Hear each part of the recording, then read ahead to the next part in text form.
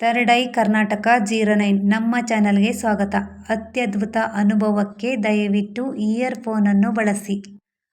ಕರ್ನಾಟಕದಲ್ಲೊಂದು ನೈಜ ಘಟನೆ. ಈ ಘಟನೆ ಮನ ಕಲಕುವಂತಿದೆ. ಒಂದು ಸುಂದರವಾದ ಫ್ಯಾಮಿಲಿ.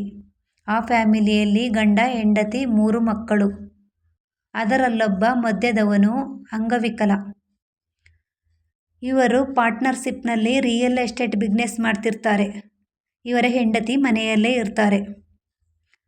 ಸುಮಾರು ವರ್ಷಗಳ ಕಾಲ ಇವರ ಬಿಸ್ನೆಸ್ಸು ತುಂಬಾ ಚೆನ್ನಾಗಿ ನಡೀತಿರ್ತದೆ. ಬಿಸ್ನೆಸ್ ಚೆನ್ನಾಗಿ ನಡೀತಿರ್ಬೇಕಾದ್ರೆ ಮನೆ ಜಮೀನು ಎಲ್ಲ ಖರೀದಿ ಮಾಡಿರ್ತಾರೆ. ಇದೇ ಥರ ಖುಷಿಯಾಗಿ ನೆಮ್ಮದಿಯಾಗಿರ್ತಾರೆ.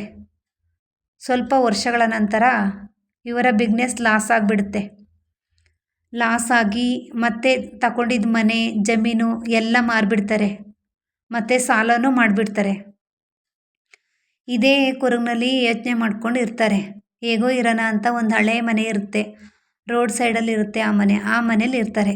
ಒಂದೇ ಒಂದು ಮನೆ ಉಳ್ಕೊಂಡಿರುತ್ತೆ, ಆ ಮನೇಲಿ ಇರ್ತಾರೆ. ಆಗಿದ್ದಾಯಿತು ಇನ್ನೇನು ಮಾಡೋದು ಅಂತ ಇರ್ತಾರೆ. ಆ ಥರ ಅಂದ್ಕೊಂಡಿರ್ಬೇಕಾದ್ರೆ ಮತ್ತೆ ಇನ್ನೊಂದು ದೊಡ್ಡ ಆಘಾತ ಸಂಭವಿಸ್ಬಿಡುತ್ತೆ. ಇವರ ಹಿರಿ ಮಗ ಏನೋ ತಪ್ಪು ಮಾಡಿ ಇವನ ಮೇಲೆ ಕೇಸ್ ಆಗಿಬಿಡುತ್ತೆ.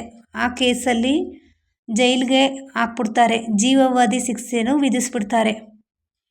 ಇದೇ ಕೊರಗಿನಲ್ಲಿ ಇವ್ರ ತಂದೆ ಇತ್ತಾಗಿ ಬಿಸ್ನೆಸ್ಸು ಲಾಸ್ ಆಯಿತು, ಮತ್ತು ಮಗನೂ ಈ ಥರ ಆದ ಅಂತ ಯೋಚನೆ ಮಾಡಿ ಒಂದಿನ ಆತ್ಮಹತ್ಯೆ ಮಾಡ್ಕೊಬಿಡ್ತಾರೆ.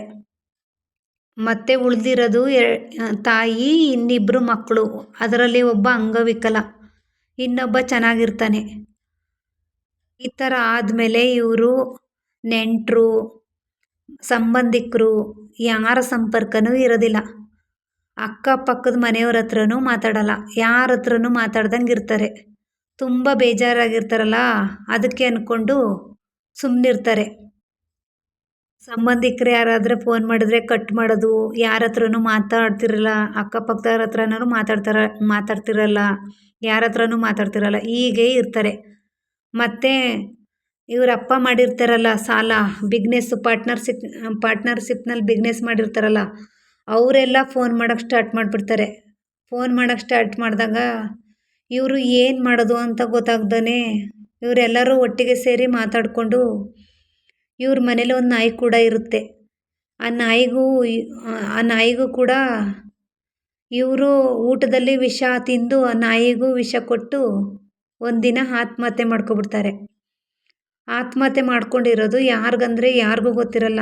ಯಾಕೆಂದರೆ ಇವರು ಸಂಬಂಧಿಕರ ಹತ್ರ ಯಾರ ಹತ್ರನೂ ಮಾತಾಡ್ತಿರಲ್ಲ, ಮತ್ತು ಅಕ್ಕಪಕ್ಕದವ್ರ ಹತ್ರ ಯಾರ ಹತ್ರನೂ ಮಾತಾಡ್ತಿರಲ್ಲ.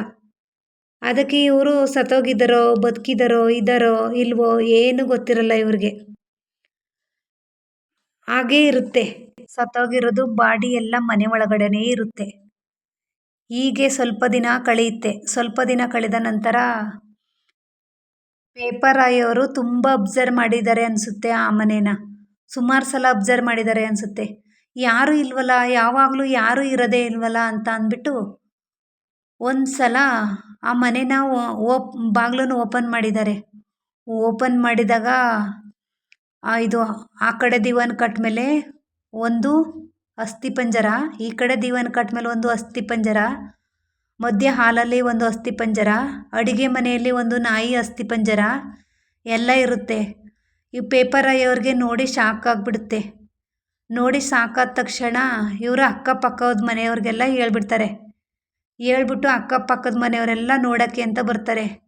ನಿಜ ಅಲ್ಲೇ ಅಸ್ಥಿಪಂಜರಗಳೆಲ್ಲ ಅಲ್ಲೇ ಇರ್ತವೆ. ಆಮೇಲೆ ಇನ್ನೇನು ಮಾಡೋದು ಅಂತ ಇವರು ಅಕ್ಕಪಕ್ಕದವರೆಲ್ಲ ಪೊಲೀಸ್ನವ್ರಿಗೆ ಒಪ್ಪಿಸ್ತಾರೆ. ಪೊಲೀಸ್ನವರು ಒಪ್ಪಿಸಿ ಪೊಲೀಸ್ನವ್ರು ಬಂದು ಚೆಕ್ ಮಾಡ್ತಾ ಇರ್ತಾರೆ. ಚೆಕ್ ಮಾಡಿ ಆ ಕೇಸ್ ಇನ್ನೂ ಮುಗಿದಿಲ್ಲ.